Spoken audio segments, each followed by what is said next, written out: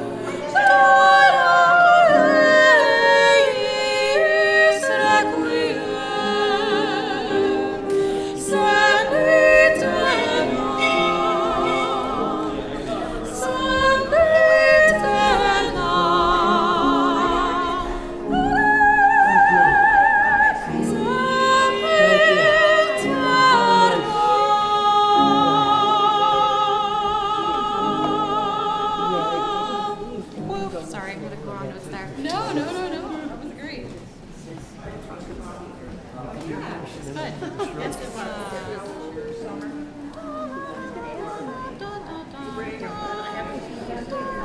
What's that part? It's such a surprise. Yeah, yep, yep. Okay. Everybody goes from looking at I know, I just sat on Oh, thank you so much. That's fine. Sing my mom. Yeah, that'd be fun. We should. and I never had a thing before. Yeah.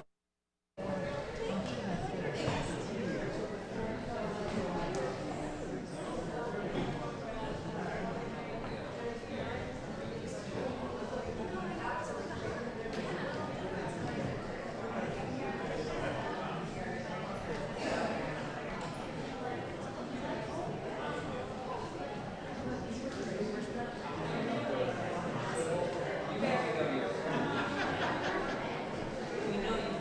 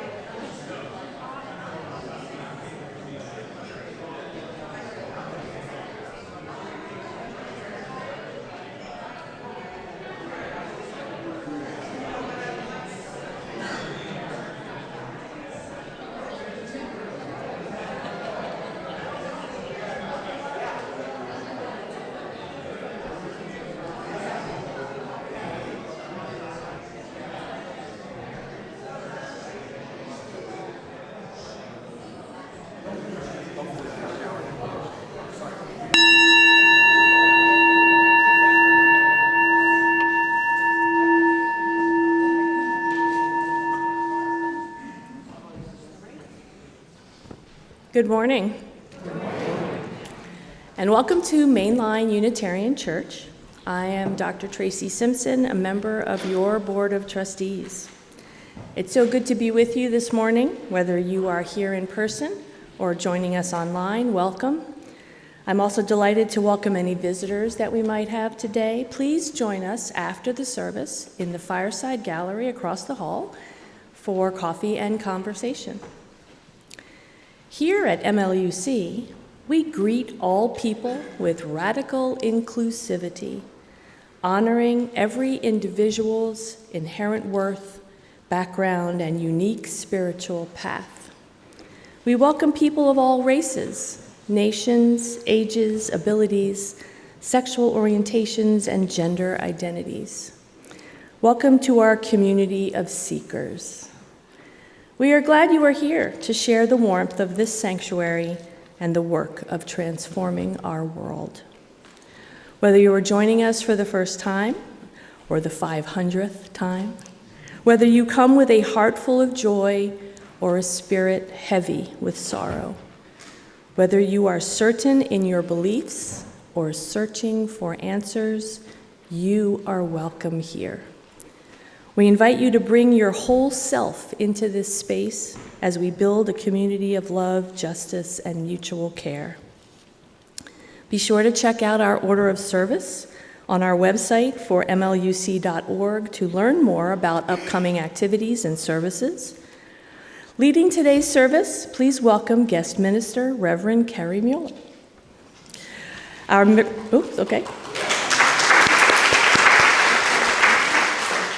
As worship associate, Paul Costa, our music director, David Brown, and Jody Brown, our pianist, and our very own MLUC choir. Woo! We offer a special thank you to all of those who make this place ready for us each week, from the hands that set up this sanctuary to those greeting you at the door, to the technology team keeping us connected. Now please join me in affirming our mission statement. Together, we transform lives through love, service, and our welcoming faith. So some of you may remember on Music Sunday, our mezzo-soprano soloist was Caitlin Tierney. And you may be thinking, if you're looking at the order of service, this guy's got a thing for Caitlins. Well, Caitlin Isaacson is a dear friend of mine who lives in Paris, actually. And we have coordinated during this month that she typically comes home, finally, after several years, that we would put together a concert together. And that's going to happen after the service at 11:30. I strongly encourage you to come. This is based on Caitlin's great aunt's Yiddish music that she collected and recorded. So this is a concert of Yiddish, klezmer music. I'm really excited. 11:30, right back here in the main meeting room. And so she agreed to sing with us this morning and to join my Caitlin. And so I proudly present to you Caitlin and Caitlin.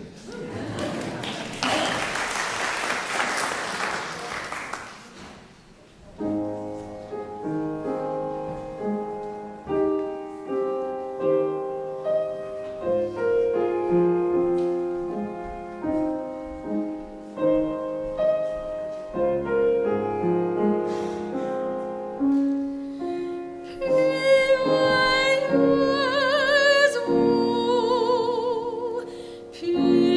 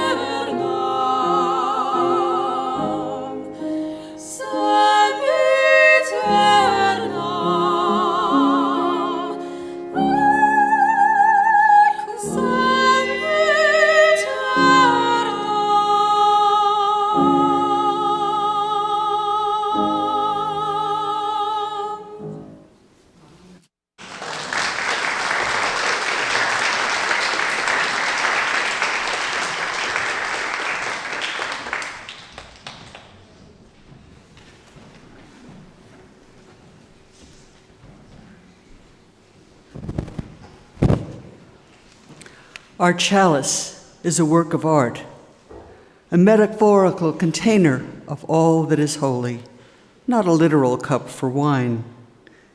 And so, it holds the love of the whole world.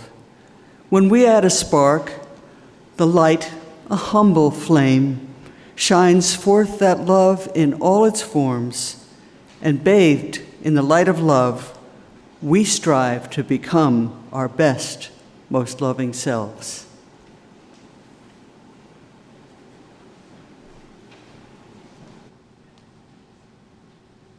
Opening hymn is number 360. Here we have gathered.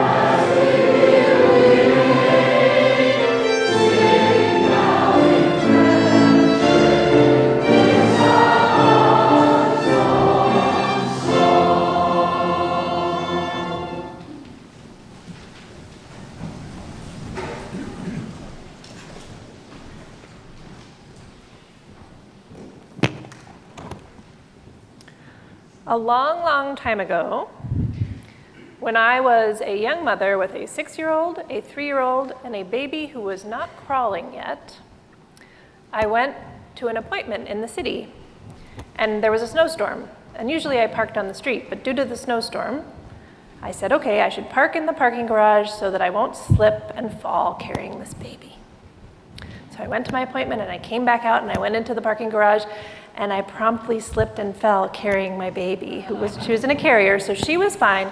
But my ankle went like this, and I fell over onto the ground in this parking garage and let out a huge cry because it really hurt, and it felt like something had exploded inside my ankle. Down, I'm down. A very nice person in a car stopped and asked if I was okay, and I said, no, not really, but my car is right over there, and I think I'll be okay if I can get to my car. So they walked me to my car, and I got in, and this was a baby who absolutely hated the car. So I knew that if I tried to drive home without settling her, she would just scream the whole hour home.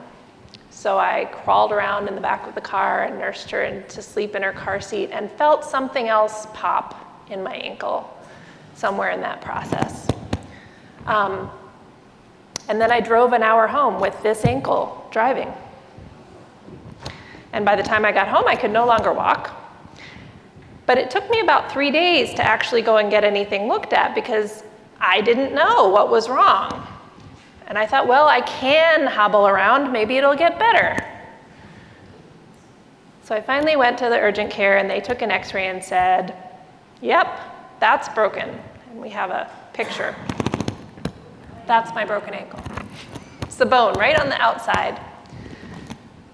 And then I went to the ER and they said, yep, it's broken. And they gave me a splint and crutches because for some reason they can't put a cast on it in the ER. So I had to wait the whole weekend. But anyway, in the ER and the urgent care, what I mostly felt was not, oh no, I broke my ankle.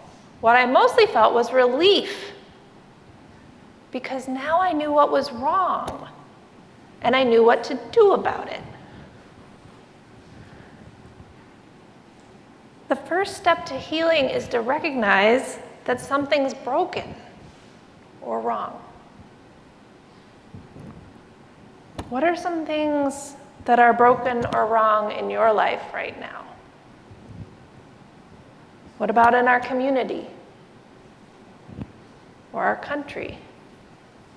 Or on our planet? Now, the next step to healing was to realize that I couldn't heal by myself. I needed help. Who do you think I needed help from? I needed help from doctors and nurses, and my family, and my dog. I did have a dog. He was not very helpful. He liked to walk about this far from my butt, which when I was trying to use crutches was actually very unhelpful.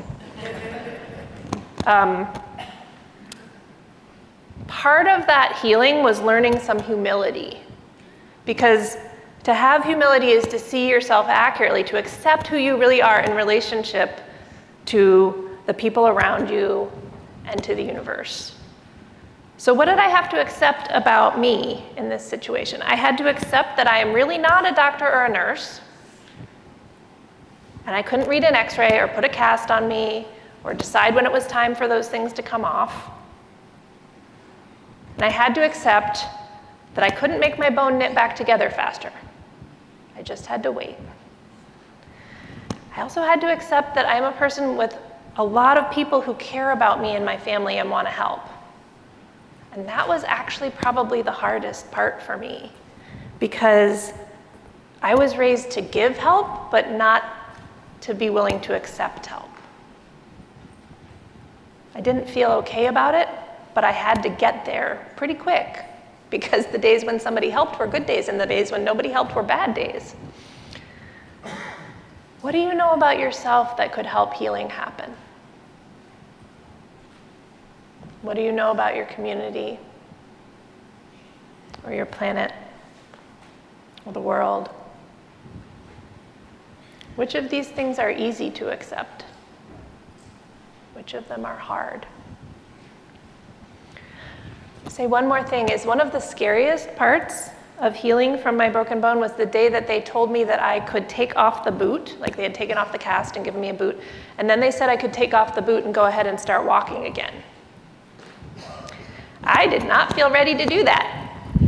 I thought it would hurt. But I got up, and it didn't actually hurt. My body was ready before my mind was. I was surprised. And sometimes healing surprises us. It happens even though we aren't sure it's working. That can give us hope. Even if we don't see right now how to heal the things that are broken in us or our community or our country or the world, it could happen in ways we aren't expecting. In fact, I would go so far as to say it will happen in many ways we aren't expecting. Maybe not on the timeline we would like or in the ways we would like, but it will happen.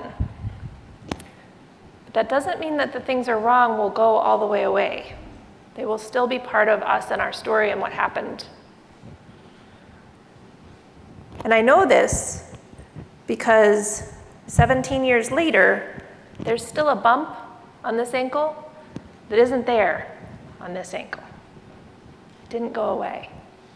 The healing leaves evidence. So I want to invite children and youth to join me in the atrium to go to their classes, and we will see you at coffee hour.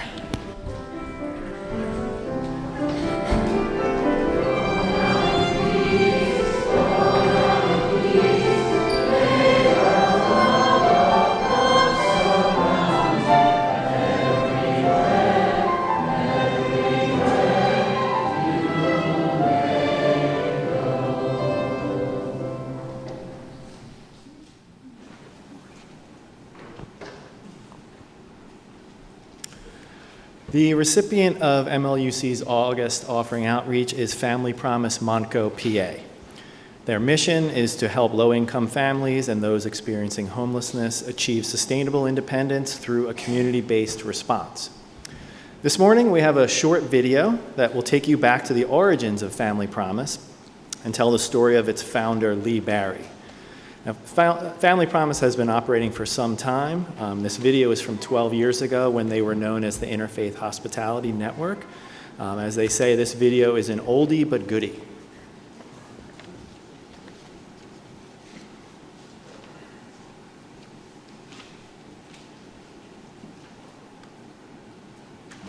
I really did this for the kids. It's so that we could stop the cycle of homelessness for individual families. In the 1960s, realtor Lee Barry found herself in a difficult situation. I was a single mother, and I had 2 small children. I left my husband, and I was homeless. There are huge numbers of homeless people that are really the hidden homeless, living with relatives or friends just to stay off the streets. Hoping others would never have to experience the same thing, Lee started a local interfaith hospitality network to provide shelter for homeless families. And we house them in local churches. The congregation prepares for 2 or 3 months prior to the families arriving. It takes about 90 volunteers. During this 1-month period, volunteers stay overnight, purchase and prepare meals, babysit and provide work transportation. Still, Lee thought more could be done. 1 or 2 months wasn't adequate. I got the idea of creating a building where families could graduate from the Interfaith Hospitality Network into what we now call Hope Gardens.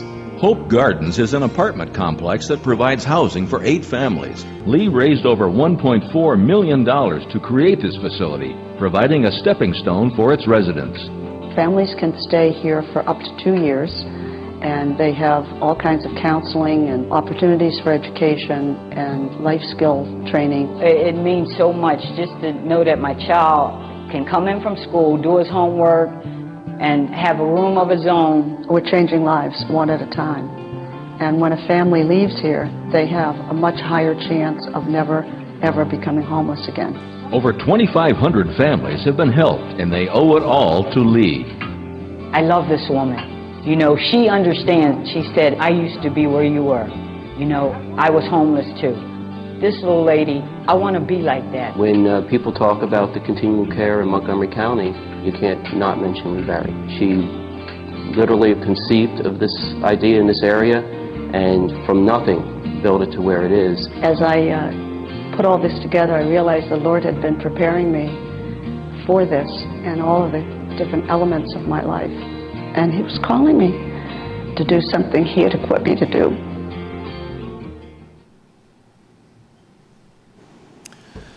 The work of Family Promise aligns with our UU principles that affirm the inherent worth and dignity of every person and the pursuit of justice, equity, and compassion in human relations. If you would like to make a donation online, follow the instructions that you see on the screen behind me. If you are in the sanctuary, you can also scan the QR code that is on the order of service to make a cashless donation. The offering will now be gratefully received.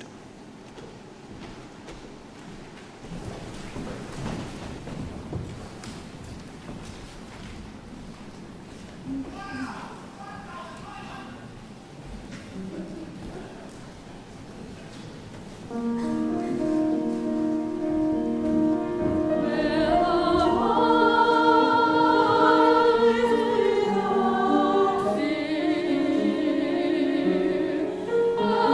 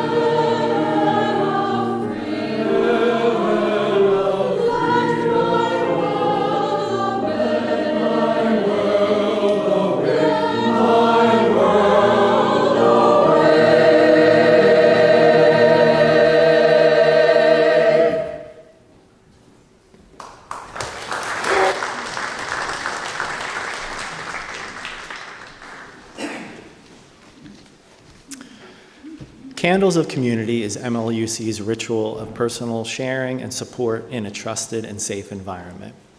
After each candle is lit, please join me in saying, "We hold you in our hearts." Both Reverend John Morehouse and the Wheelers, James and Jeanette, ask us to celebrate our longtime member, Catherine Fisher, who turns 100 today. Catherine is one of our earliest members and has served as a board member on Brad Greeley's search committee and was always a warm, welcoming presence at coffee hour. After a huge family gathering and dinner party yesterday at the Quadrangle, she is taking it easy today. For Catherine and her long and gracious life, we hold you in our hearts. Mark Wolflin and Rick Solano light a candle of concern for their dearest friend, whom they'll call Kelly, in deference to her privacy. Kelly was recently diagnosed with inoperable lung cancer and has a precarious prognosis. She is undergoing intense, debilitating chemotherapy. For 5 decades, Kelly, a PhD in psychology, has helped scores of mainline patients navigate PTSD, relationship challenges, addiction, and more. Nearly 80 years old, Kelly has tirelessly continued to help patients, only stopping now because of her cancer and treatment. After years of their special friend going above and beyond for others, Mark and Rick asked for positive healing thoughts for Kelly, a doctor who is now a very ill patient. For Kelly, we hold you in our hearts. And for all of those joys and concerns that are being held, some too deep for words, we light one more candle, and we hold you in our hearts.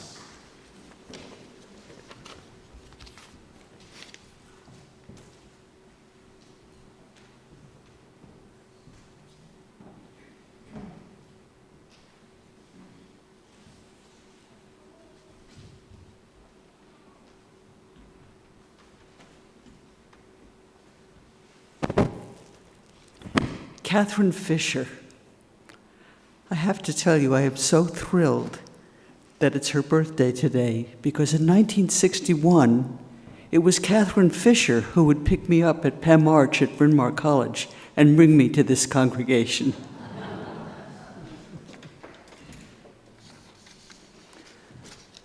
We have 2 short readings today that are related. Terry Tempest Williams wrote in The Open Space for Democracy.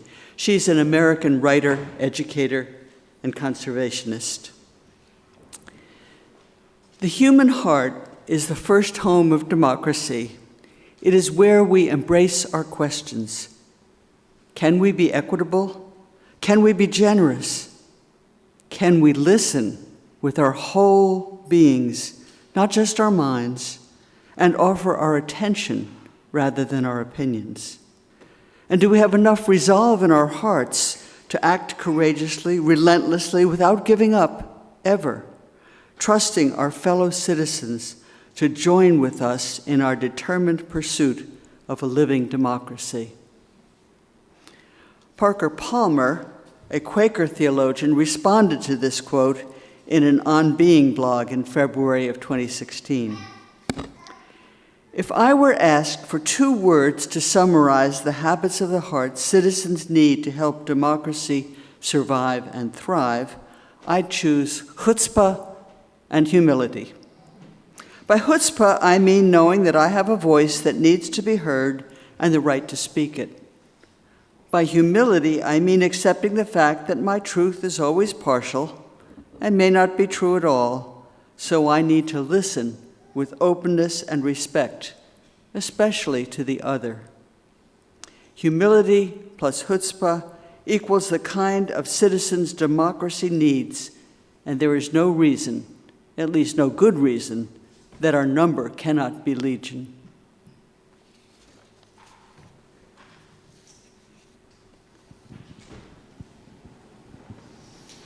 I wanted to excerpt just one part of the program that Caitlin Isaacson will be performing with the two of us after the service, and it was just so perfect that my favorite piece on the program is such a hopeful piece and so perfectly tees up Reverend Carey's sermon. A nagun is a type of wordless prayer, and while there is some text, in addition to some vocalizations on syllables, this piece regards a song in which the narrator, the singer, finds hope every time they sing this melody.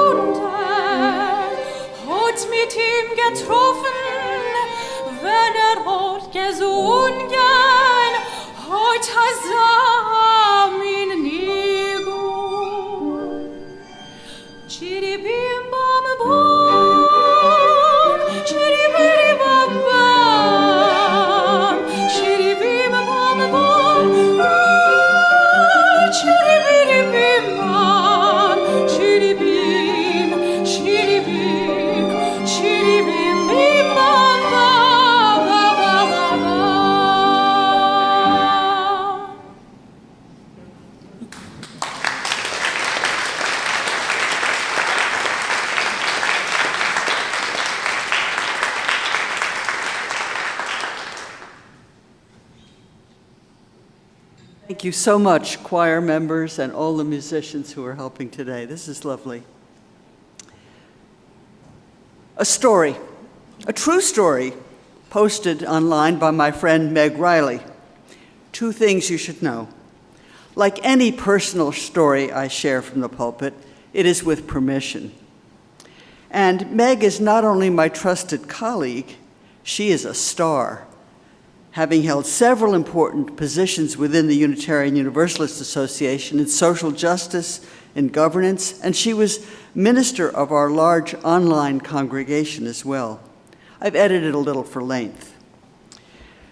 So as she is driving to the farmers market in Minneapolis, where she lives, in early spring, Meg muses on a conversation that she would like to have, and then, magically, it happens.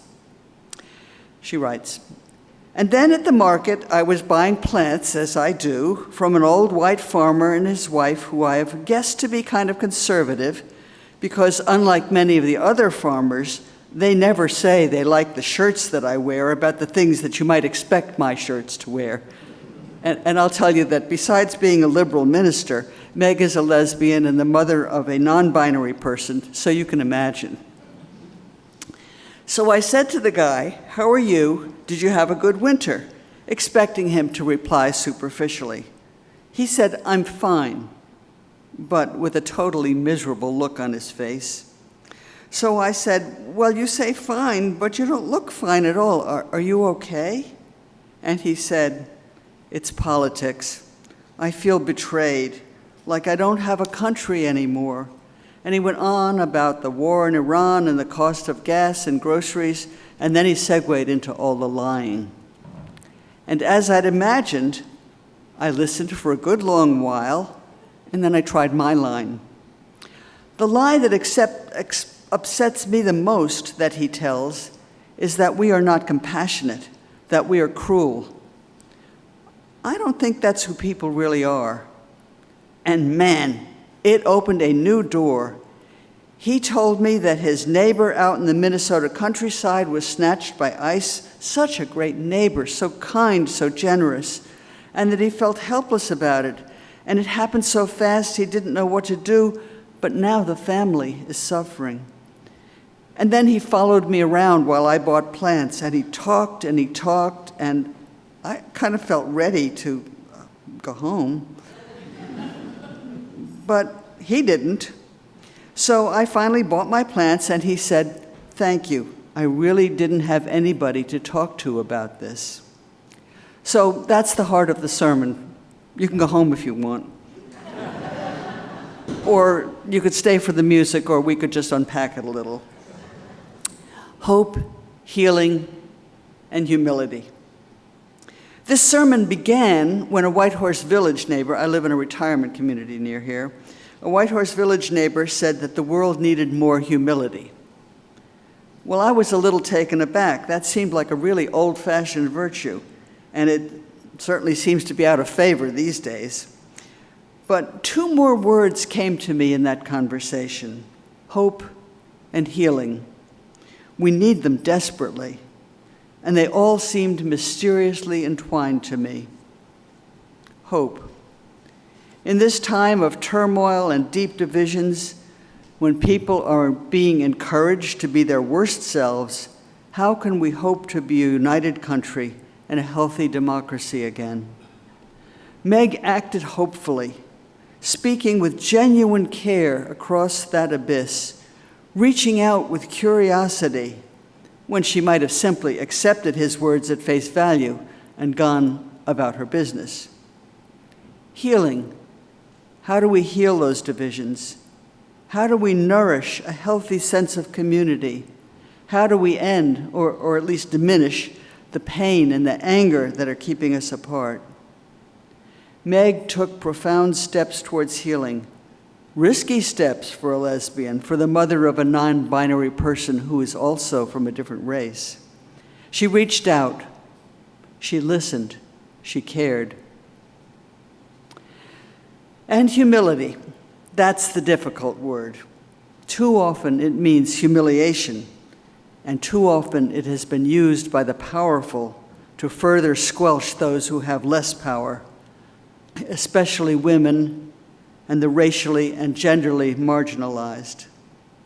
Meg acted with genuine humility, taking that risk, asking and listening, rather than proclaiming and arguing, or rolling her eyes, or any of the other unsympathetic reactions she might have been tempted by. centering the old white guy and his distress rather than her values and her certainty. And then she listened and listened and listened. So what does humility mean, and how am I using it, and why is it valuable? First, let's look at the etymology. I always do that. What lies deep in its roots? Humble is a word that goes back to Latin humus, of the earth, down to earth. Not related linguistically, but interestingly in the Hebrew Bible, Adam also means earth, the first person, made of clay. We are all earthlings, good, basic, solid. Now we'll skip the long history of human hierarchies that turned the virtue of groundedness into the shame of lowliness, but both of these ideas, earthy and demeaned, have been around for a long time. To get a better sense of the meaning and value of humility to the people around me, I asked online, I asked in person. Two deeply related streams of thought emerged. One about not centering ourselves, acknowledging our limitations, our ordinariness, and the other, recognizing that we all have different gifts and different limitations, and that we are each precious and have much to contribute. So here are some of the answers I got. From Nancy Hopko, a Whitehorse Village colleague, a nursing educator. "It's not about me," she wrote. I asked my doctor, Guy Mo, a Buddhist from Myanmar.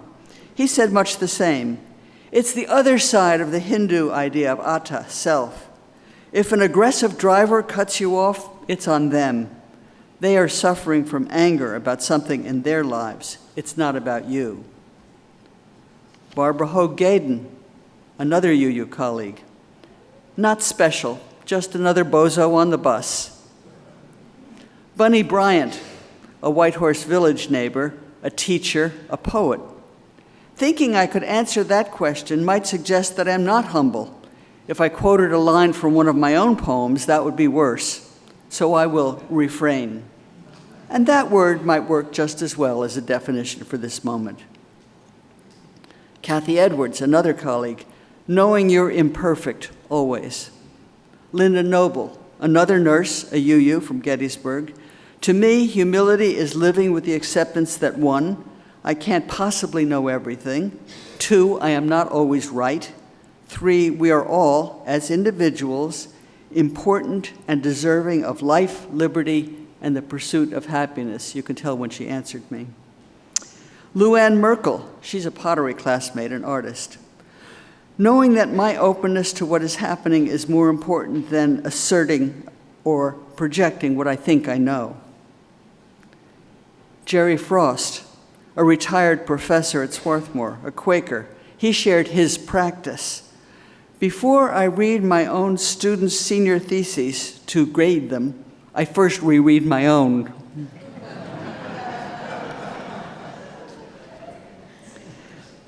Benedictine sister Joan Chittister, in a long essay on the 12 degrees of humility, writes of our abilities.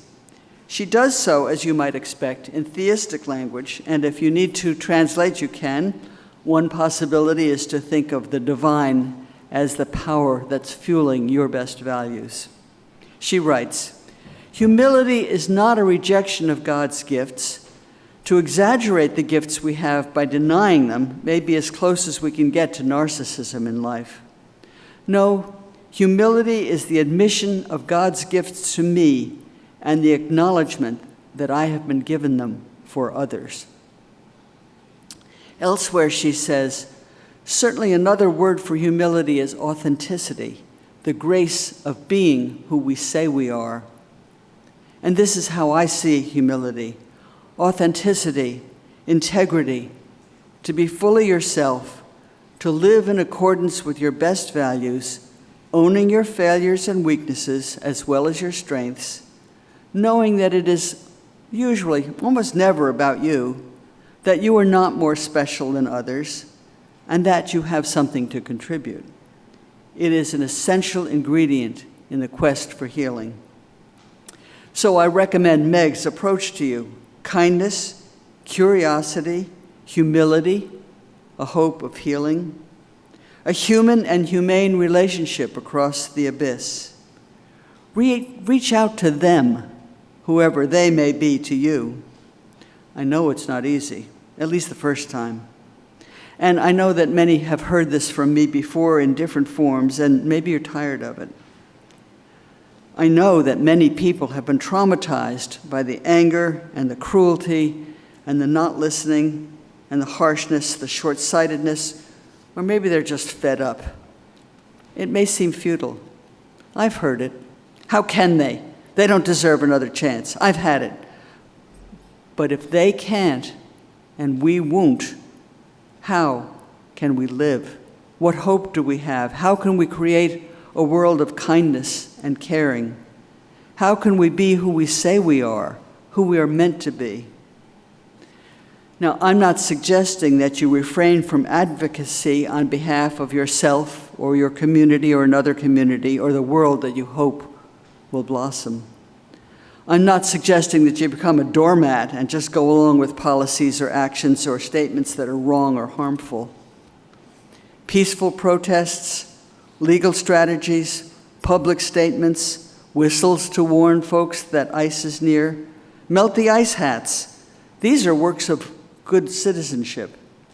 And maybe it was seeing those things on the nightly news that helped that old white farmer to articulate and express his sense of betrayal. By all means, speak your truth. But I am suggesting that when we interact with folks who hold different opinions, we do so with a little less certainty, a little more generosity. Must I boycott someone who is just where I was 20 years ago, or 3 years ago, or maybe last week? People evolve at different rates from their different characters and their different experiences. Can I extend some grace? Can I find common ground? Can I gently offer another way of thinking? Can I listen and try to understand? There's plenty to rage about. But can we pause? Here's Meg Riley again. May we compost our grief, our rage, and our pain into love for ourselves and one another. How do we get there? It's the great spiritual challenge of our times. Sister Joan Chittister addresses the elderly, speaking of a sense of fulfillment that comes in old age and helps us to become truly humble. But this isn't just about old people, it's a lifelong goal. It's maybe a little easier for those with what she calls the gift of years.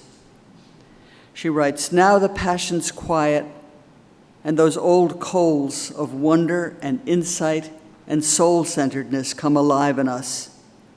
Surprisingly, we come to understand that whatever we have is enough, and life itself becomes rich again. Nothing eats away at us now. Nothing drives us beyond our grasp anymore. Nothing is left to us but ourselves. And we come to realize it is enough. We are no longer at the mercy of the self. We can all strive to be no longer at the mercy of the raging self, but living out the values of the truly humble, healing self. There lies hope for ourselves, our neighbors, and a better world. So may it be. Amen, shalom, salam, and blessed be. Our closing hymn is number 291, Voice Still and Small.